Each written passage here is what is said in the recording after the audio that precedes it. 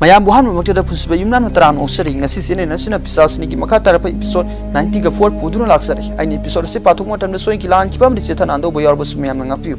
mayam nuksi biduna sini nasi busu support tok hasari fare de mayam movie rom da mai osilasi mama angi episode ta pabitrana roki ki kada magi nanu ki note leramba thengna badaki note asda roki bu phana bagi lambi soidana yarom gari khan kiba adu phawa mayam yingbikhre masigi matung tapa episode yamnu kutul tamjari hauji ahan basinda pabitrana roki ki asokpa mayada sagliba kenden ase thamli matamadida asokpa ase phathokre pabitrana asokpa ase phaba haure hai rokina asokpa singado loina phalo luhongbada ai ase handsome oina bagi hari asumna pabitrana asokpa singa se phalakli pabitrana saina kyam phanglabagi kuire nang agi khut ase phajin duna leri base aina nangoda debi da ase sijinage khalagadi hana sijinaramlani hari masdagi rokina pabitra gi makhut ase thadok piri adu ka hari rani ga thengna khibadagi aigi punsi ase nungai ba habdu ori pabitrana mapugi dari ase makun nam amana phaktuk tuna pari aduga makun nam amana asokpada phana phonari rokina hari phatraba sangsarda akoi ani gumna fazaraba bor kainagi longba asina ahan bo oigadori bani haina wari sari adubu pabitrana pari ba kenden ase mai muthokri papitra di note ase pari ngai da khanghaudre rokina singnaraktuna papitra ki makut ase pharaga phamuna namsile aduga kaidori bano hangli pabitrana nangi asokpa ase phana bhonari bani haino khumli rokina mai mutkiba kenden asina phana bhonari bara hari somdana vidya amadi kanika rani gi angang asi senari rani na thabu pirambagi matung inna rani gi masala riba asi gi makada maisu hokali tawriba si ubata makoi ani tingakli matam adura rani laktuna anu butaba ase pamnabra nakoi di khangli batuni masik manungda aigi salary haiba aduna fazana aigi sa se yengsilu kauduna angang asibu sahangano natrabadi angang asina noibu singchen kini hari wai ase tabra pidyadi akiba pauri rani gi masagi makut asisu magi marum masdagi tingkalakli masi ubada pidyadi amuka kibe hengat khri rani na noktuna pisas gi masada su kigadabani nakoi ani na aigi sara trick tawba yaroi hairaga noktuna mafam ududagi satkhri pidyana akoina tawgudori basibu karino kani kana ai sukhangti adubu soidana khanglakani pidyana akoina pisas gi masasi senagadori banina angang asina pamli bise karino haiba khangduk taba yaroi hairaga angang asigi miyara sangsin gi tawri matam aduda kani kana pidyabu pharaga nang marum asigi miyara sangsin ba yate mase isam sam marum nate pisasni gi masa ori bani magi miyara sangsilapadi na kudung tiba tagadori bani na ku mana singsin gadori bani aduna asamga mangana asdagi lapna layo hari pidyana masina ni rani na haramni bado kani kana akoida kudung tiningai thabak sinari basida pikudi kamaina torongkani hari somdana rokida nang na yese phanba pamte natra pabitrana adumda kanba kresu laite rokina nahangna aigi longba numit aduda ai ese handsome oiba nahangna pamte natra rani na haiba sumi nangonda kalakpa mihobo myam amna yawi haiba adubu nangi nungai tabai mata wasi ubada ai yamna nungai nangonda sauningba kalakpa mihoba kayama yori base nangi namitagi tasing tanseng uba fangi hari pabitrana mahapu thadok pinaba rokida hari matam adu rani asi makoi gi kar sanglakli aduga kari tawrabagi hain hanglakli rokina rani gi meya sangsilaga nangdi hanadagi roina khanglibudani ai gi thamoidi nang khaktagi ni kana kumba amatagi nati hairaga rani ga close oina lari asumna tawriba asda pabitra nungaitana room asdagi thorakli rokina pabitra gi makura si pharami pabitra nungaitana makoi ani da yenglakli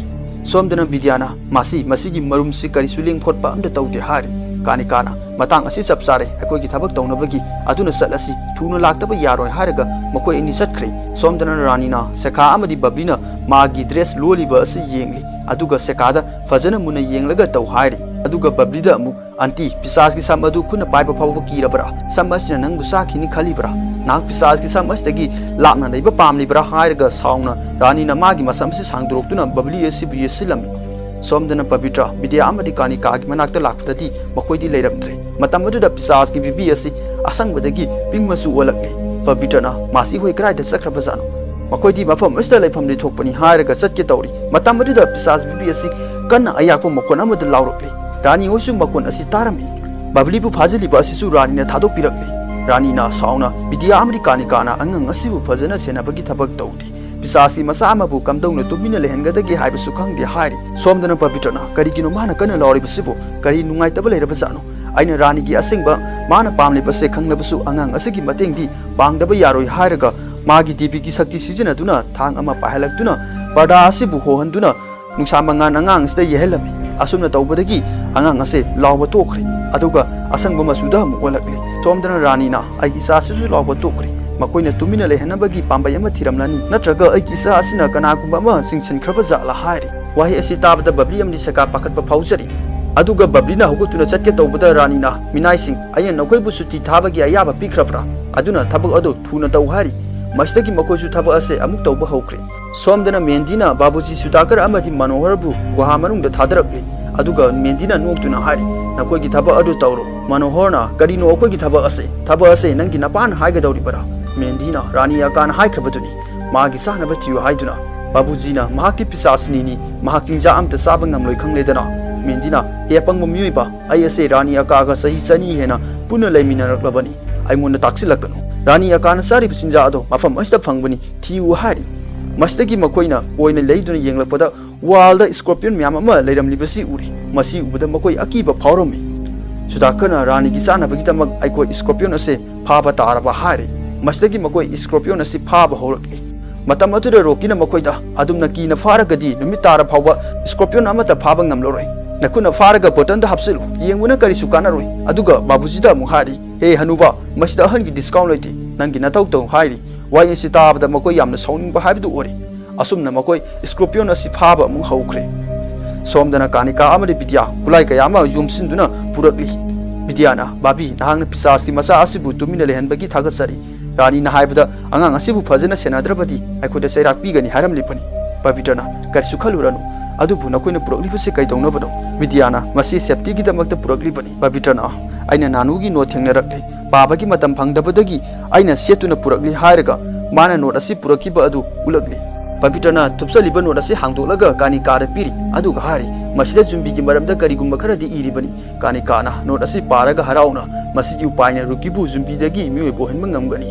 vidyana masigi upaya si tawbada oithokotoba mandi babitana maduna tana aikoida atu palambi amta laitre aduna khudung kiba kaya tarabasu tawdaba yadabani adusu numir humni esigi manungda hairi asumna rukibu jumbi dagi miwe bohenbagi upaya se phangbaga episode ase su matang aste loisele mayang ngasigi di episode ase matang aste loisele aini episode ase patopong tamna soi kilan kiba bari sitana ando bo yor busum yang ngapi mayang nasine nasibu nusibiduna like comment amadi subscribe to biram mahachari fare du myam matangi episode ta mu thengnarasi asigi di kainarasi bye bye